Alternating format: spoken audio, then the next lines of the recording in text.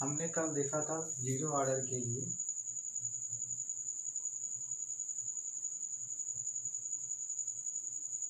जो वैल्यू आई थी R0 minus RT is equal to KT, और एक इक्वेशन आया था हमारा X इज इक्वल टू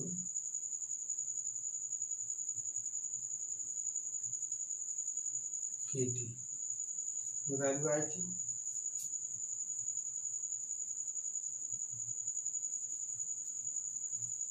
ठीक है, तो जो हमारा वेरिएबल है, अगर हम वेरिएबल को एक जगह कर दें, ये हमारा क्या है R0 जो है वो इनिशियल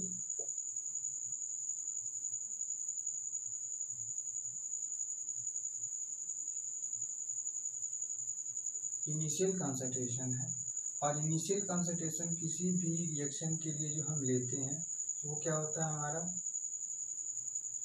उस रिएक्शन के लिए कांस्टेंट होता है। तो वेरिएबल क्या होता है, टाइम के रिस्पेक्ट में जो हमारा RT है वो बढ़ेगा और इसकी वैल्यू क्या होगी, घटती जाएगी।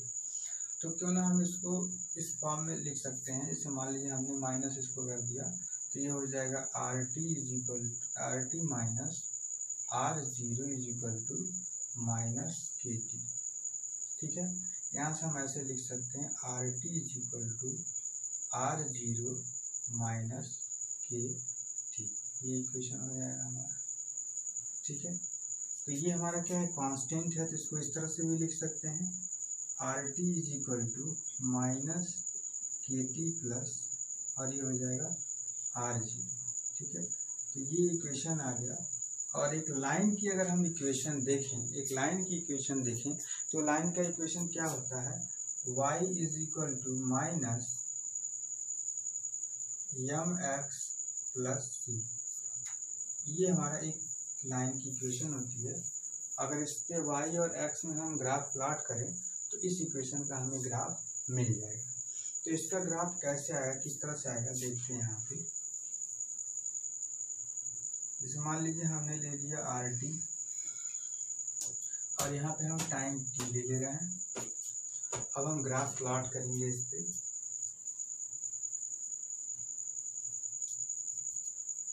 तो ये जो हमारा c जो होता है इसको हम क्या बोलते हैं, ये इंटरसेप्ट होता है। ठीक है, और ये इंटरसेप्ट है, m क्या है, m हमारा स्लोप है, और माइनस में m माइनस में है, इसका मतलब जो एंगल होगा वो एंगल क्या होगा, वो हमारा 90 डिग्री से एबव होगा। यानी कि इसका जो इक्वेशन आएगा वो कुछ इस तरह का इक्वेशन जाएगा। ठीक है, जो इसका स्लोप आएगा, या तो हम यहाँ से इसका स्लोप निकाल सकते हैं, या फिर इस तरह से हम खींच के स्ट्रेट लाइन स्लोप निकाल सकते हैं। तो जो स्लोप आता है इसका, वो स्लोप क्या हो जाएगा, माइनस k हो जाएगा। क्योंकि इसी इक्वेशन से इस इक्वेशन को कंपेयर हम करें तो जो माइनस होता है, माइनस m जो होता है वही स्लोप होता है, तो यहाँ पे माइनस k हो जाएगा, क्या चीज़, इसका स्लोप हो जाएगा। ठीक है, और ये हमारा क्या है, यहाँ से यहाँ तक ये जो वैल्यू है ये R0 है, इसी को हम क्या बोलते हैं, इंटरसेप्ट बोलते हैं।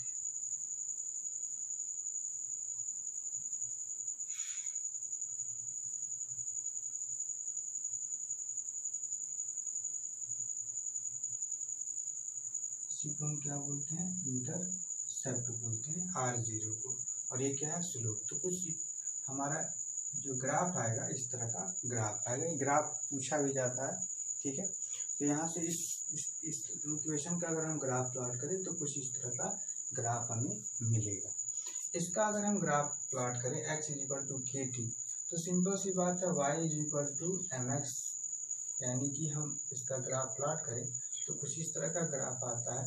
यहाँ पे हम लेते हैं x और यहाँ पे लेते हैं t, और जो स्लोप होगा वो स्लोप हो जाता है k। ठीक है, तो कुछ इस तरह का इक्वेशन आता है।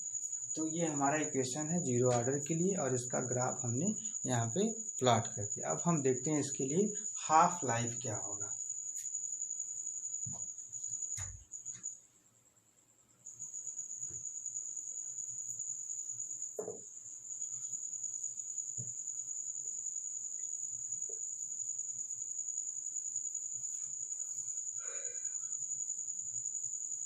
जीरो ऑर्डर के लिए हम हाफ लाइफ देखते हैं। तो हाफ लाइफ क्या होता है, वो टाइम होता है जब आपका रिएक्टेंट क्या हो जाता है, रिएक्टेंट आपका हाफ हो जाता है। यानी कि जैसे मान लीजिए आपका R0 है, ठीक है, तो ये टाइम आपका T है। जब ये कन्वर्ट होगा किसमें, T हाफ में, उस समय R क्या हो जाएगा, R कन्वर्ट हो जाएगा 1/R2। ठीक है, उस समय क्या हो जाएगा, R2 में कन्वर्ट हो जाएगा। यानी ये कब है, T = 0 पे है, और ये कब है, T = T पे है। ये इनिशियल है, जब हमारा R0 था, जब R0 था, जब इनिशियल था, तो उस समय T = 0 था। लेकिन जब ये हाफ में कन्वर्ट हो गया, उस समय हमारा टाइम क्या हो गया, 1/2 लाइफ हो गया, यानी कि हाफ हो गया, यानी T हाफ हो गया। इसको ऐसे ही लिखते हैं T हाफ के फॉर्म में, यानी कि T हाफ। सिंपल सी बात है, वो लाइफ टाइम, वो टाइम जब हमारा रिएक्टेंट क्या हो जाए, हाफ हो जाए, तो उसको हम क्या बोलते हैं, हाफ लाइफ बोलते हैं। ठीक है, अब हम इस इक्वेशन में इसको पुट करें तो इनिशियल, इस इक्वेशन में अगर हम पुट करें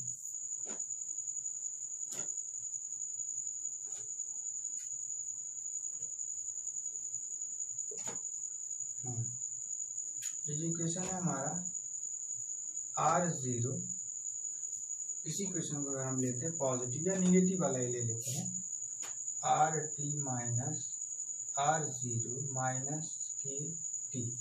ठीक है, तो देखो ये तो इनिशियल है, और टाइम के रिस्पेक्ट में कौन चेंज होता है, टाइम के रिस्पेक्ट में RT चेंज होता है, यानी कि जो T पे डिपेंड करता है, और ये टाइम है। तो हाफ लाइफ जब आपका होगा, उस समय RT के जगह पे हो जाएगा R0/2 - R0 = -K, और यहाँ पे हो जाएगा T हाफ। कुछ नहीं किया हमने, जब आपका R0 इनिशियल है, ये चेंज हो रहा है टाइम के रिस्पेक्ट में, जो चेंजिंग हो रही है रिएक्टेंट में, उसी को तो RT से डिनोट किया गया है। अब हम क्या करेंगे, RT के जगह पे R0/2 लिख देंगे, यहाँ R0 है, और T के जगह पे T हाफ करेंगे, तो T हाफ क्या हो जाएगा, हमारा हाफ लाइफ हो जाएगा। इसी की वैल्यू हमें निकालनी है। यहाँ से अगर हम वैल्यू निकालें तो -R0/2 = -KT हाफ हो जाएगा। यहाँ से T की वैल्यू अगर हम निकालें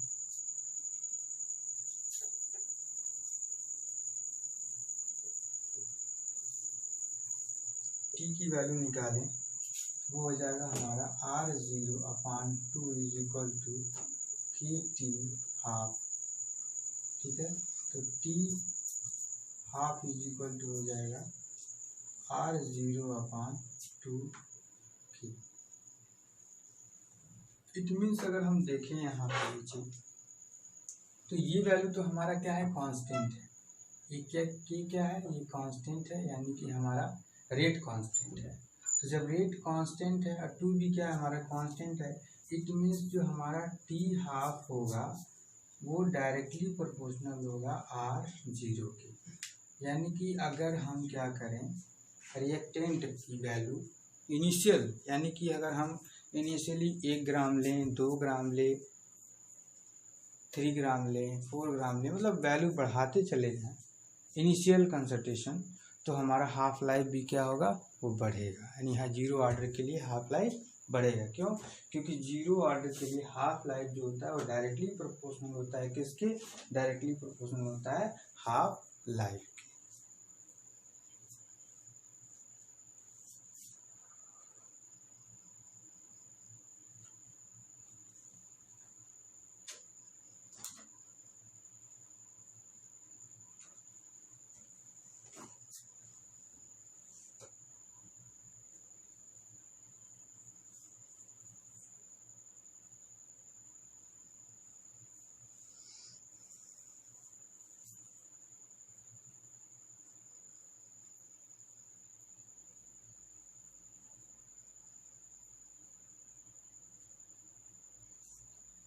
ओके, अब एक क्वेश्चन सॉल्व करते हैं इस पे हम।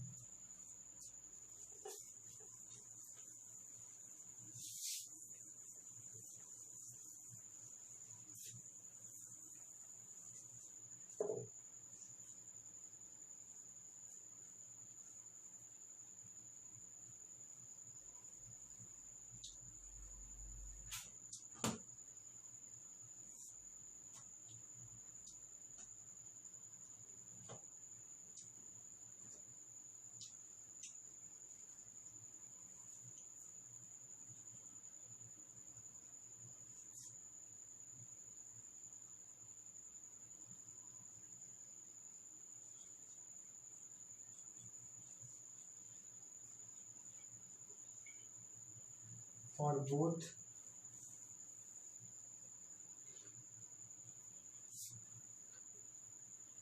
initial concentration of A is 10 mole per liter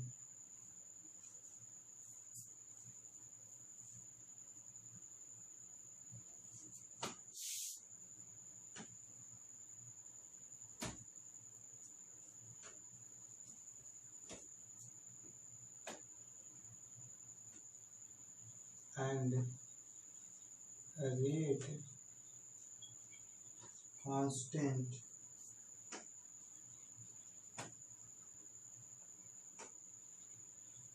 two mole per liter per second.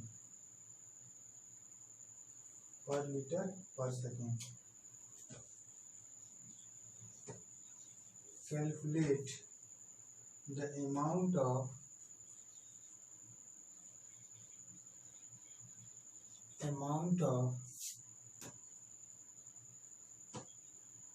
reactant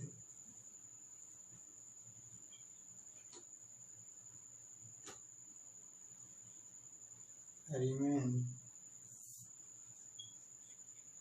after 3 seconds.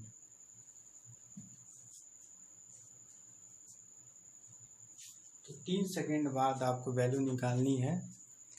Question दिया गया है,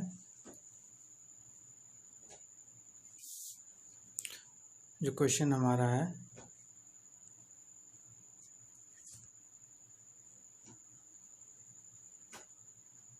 for both initial concentration of A is 10 mole per litre and rate constant 2 mole per litre पर second, calculate the amount of reactant remained after 3 second.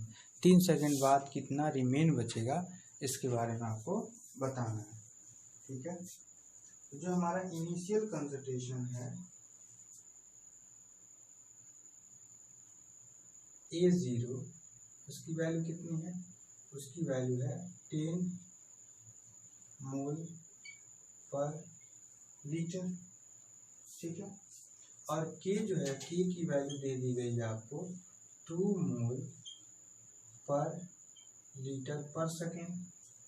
ठीक है, तो यहाँ से हमको वैल्यू निकालनी है